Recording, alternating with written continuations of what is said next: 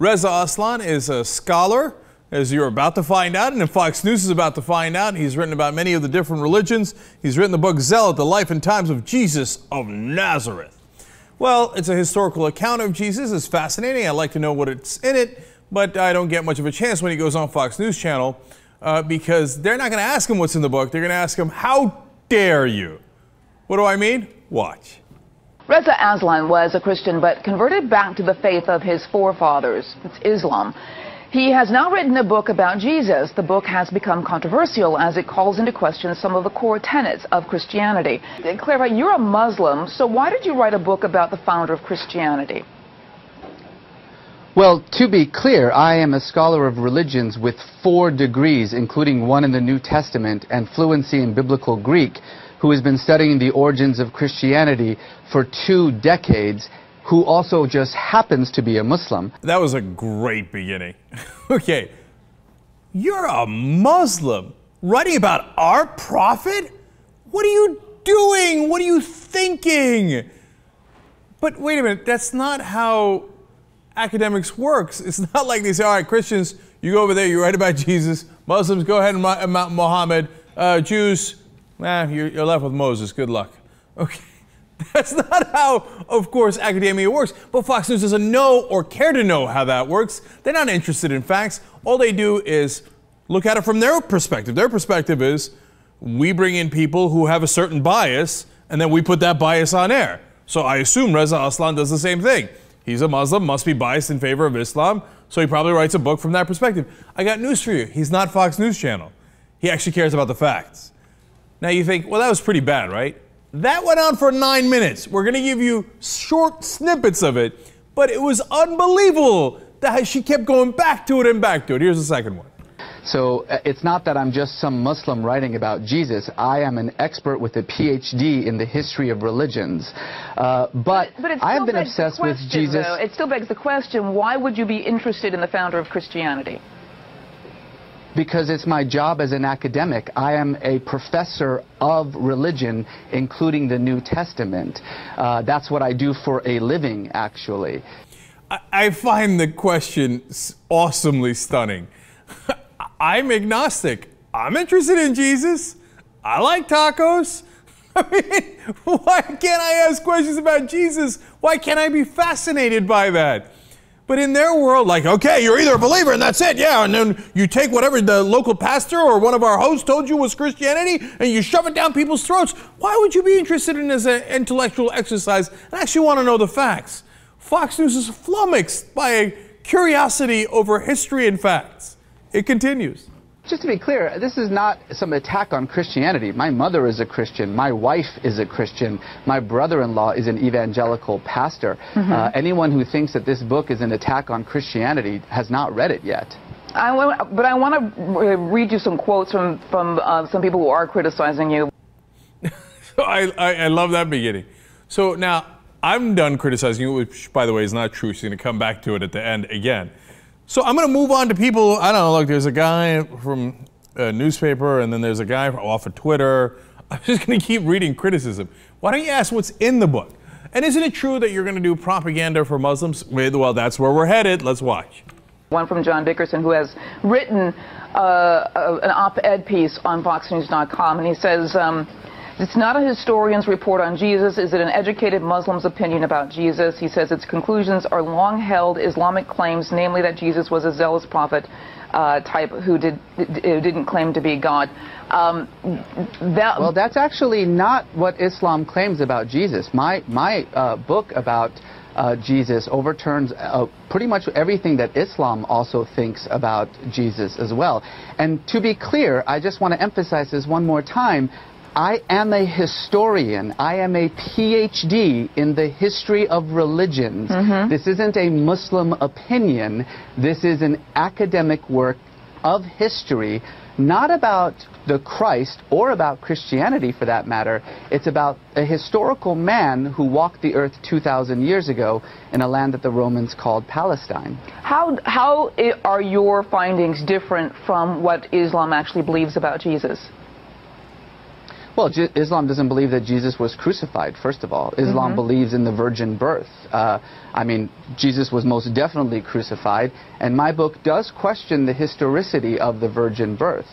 So again, I mean, I know that we've mentioned this 3 times now. I'm not sure what my faith happens to do with my 20 years of academic study of the New Testament. Okay, God, I love this interview so much. But he's like, to be clear, I am a historian. Fox is like, what name so? What does that mean? Anybody know what that means? And he's like, this is not just a random Muslim opinion. I researched this. And again, Fox News is like, research? Anybody know what research means? Okay, play us out. I don't know what that means. I don't know what it means, right? They're like, I don't know, all you have is opinion and bias, right? That's what we do here. And I have to confess to you, it's only upon the 3rd viewing of it did I just notice that our so-called expert that she was reading the op-ed from was from FoxNews.com. So somebody else at Fox News also hated your book, as did I. So why don't you confess that in fact you are a Muslim? We're going to get to that. That's awesome. Let's keep going. Of course, in any scholarly discussion of Jesus, as with any scholarly discussion of any ancient figure, there are going to be widespread differences, but my 100 pages of endnotes cites every scholar who disagrees with me and every scholar who agrees with me. We're not talking about just people who disagree with you. Scholars, many scholars disagree with you as well. Like the scholars at FoxNews.com. They also, and I got a guy on Twitter, man, he doesn't like your book either. Okay, he's like, the way academics works is we don't know exactly what happened 2,000 years ago. We try to piece it together. And then that guy says, okay, hey, look, I've got this research, and I have research, and then sometimes we agree, sometimes we disagree. Wow.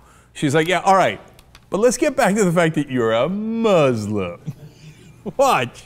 Taylor Kane just says, so your book is written with clear bias, and you're trying to say it's academic. That's like having a Democrat write a book about why Reagan wasn't a good Republican. It just doesn't work. Well, what do you say to that? It would be like a Democrat with a PhD in Reagan who has been studying his life and history for 2 decades writing a book about Reagan. But then why would a Democrat want to promote democracy by writing about a Republican?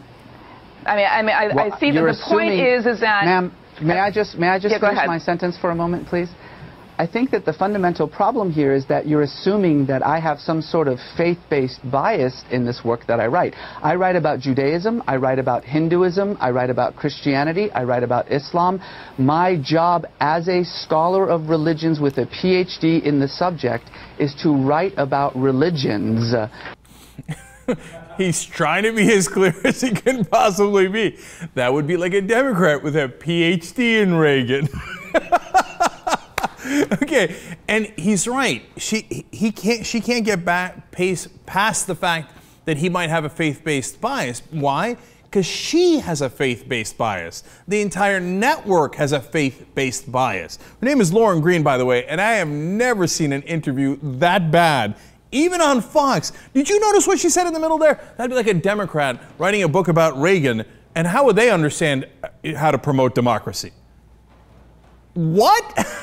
I mean, you want to talk about your bias screaming through the screen. That was amazing, but we're not done yet. I think it's unfair to just simply assume, because of my particular faith background, that there is some agenda on this book. That would be like saying that a Christian who writes about Muhammad is by definition, not able to do so because he has some bias against it. And frankly, every book that's almost every book that's out there is by... I believe that you've been on several programs and never disclosed that you were a Muslim, and I think that's an interesting full disclosure. The second page of my book says I'm a Muslim. Oops. Every single interview I have ever done on TV or on print says I'm a Muslim. You may not be familiar with me, but I'm actually quite a prominent Muslim thinker in the United States. I've written a number of books about Islam. It's just simply incorrect to say that media isn't saying that I'm a Muslim. I would actually encourage you to actually try to find media that doesn't mention my biography, which, by the way, again, is on the second page of the book. All right. she's got her talking point and she can't get off of it. And it's a clear Fox News move, like, but the Muslims, they never denounced the bombings, except for the fact that they denounce every single bombing, and I can show you a statement after every bombing. They're like, but they never do they? And, well, you never revealed that you were a Muslim, did you? It's on the second page of my book. Okay. Nonetheless, wow, that was awesome. According to Fox News, if you're not that specific category of human being, you're not allowed to write about anything because you don't have the appropriate bias.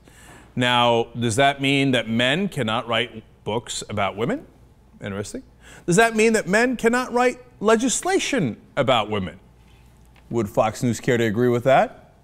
Interesting. Okay, I like how we have disqualified everybody about writing about Christianity unless they're a deep believer in Christianity, and whatever that means to Fox News, and whichever strain of Christianity that you happen to believe in. But we've also meant that no Christian can ever write about Islam. I wonder if any of the Fox News hosts or any of the experts at FoxNews.com have written about Islam at all. Oh, probably not. Or if they have, we should immediately discount anything that a Fox News host has ever said about Islam. Fair enough. That we probably should do. That was an absolute epic beatdown that Reza Aslan gave Fox News. It was also a clinic in bias and buffoonery by Fox News. Well played. Well played.